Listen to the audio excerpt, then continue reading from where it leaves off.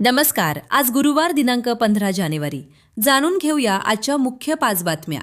आपण ऐकत आहात मराठी अपडेट समूहाचे दररोज सकाळी 7:30 वाजता प्रसारित होणारे Marathi update morning news podcast. Nanded Waghala शहर महानगरपालिका निवडणुकीसाठी आज सकाळी 7:30 ते सायंकाळी 5:30 वाजेपर्यंत शहरातील 600 मतदान केंद्रावर मतदान होणार आहे. निवडणुकीची प्रक्रिया सुरळीत पार पडावी याकरिता शहरात जवळपास 4,000 कर्मचारी व 3,000 पोलीस कर्मचारी नेमण्यात आलेत.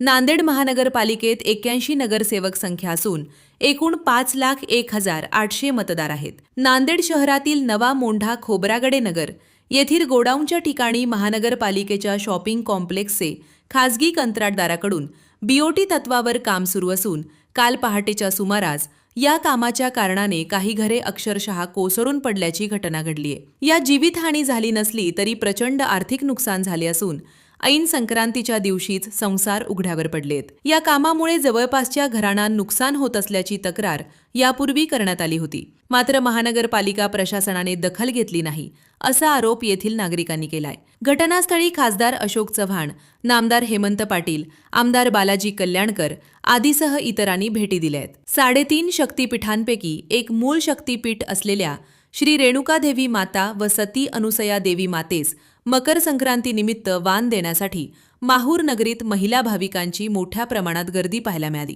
काल पहाटेपासूनच भाविक महिलांनी मंदिर परिसरात हजेरी लावत देवीच्या चरणी तिळगुळ साडी, हळद कुंकू व इतर साहित्याचे वाण अर्पण केले. हदगाव तालुक्यातील तामसा येथील बारालिंग देवस्थानच्या ऐतिहासिक परंपरेनुसार भाजी भाकरीच्या महाप्रसादाचा सोहळा मकर संक्रांतीच्या दुसऱ्या दिवशी होत असतो. आज होणाऱ्या या भाजी भाकरी महाप्रसादासाठी व्यवस्थापन सज्ज असून दरवर्षी भाविकांची वाढती संख्या लक्षात घेऊन आज 300 क्विंटल ज्वारीच्या भाकरी व 500 क्विंटल भाजी बनवण्याचे उद्दिष्ट असल्याची माहिती देण्यात आली आहे. देगलूर तालुक्यातील नरंगल येथील प्रवासी विक्रम अशोक कांबळे हे ग्लोबल ट्रॅव्हल्स कंपनीच्या बसमधून प्रवास करत असताना डिक्कीत ठेवलेल्या बॅगमधील 1,87,000 रुपये किमतीचे सोन्या चांदीचे दागिने अज्ञात चोरट्यांनी लंपास केल्याची घटना घडली आहे. त्यांच्या फिर्यादीवरून देगलूर पोलीस ठाण्यात गुन्हा दाखल करण्यात आलाय. दररोज सकाळी 7:30 वाजता Marathi update morning news podcast ऐकण्यासाठी मराठी अपडेट पॉडकास्ट यूट्यूब चॅनलला सबस्क्राईब करा. धन्यवाद.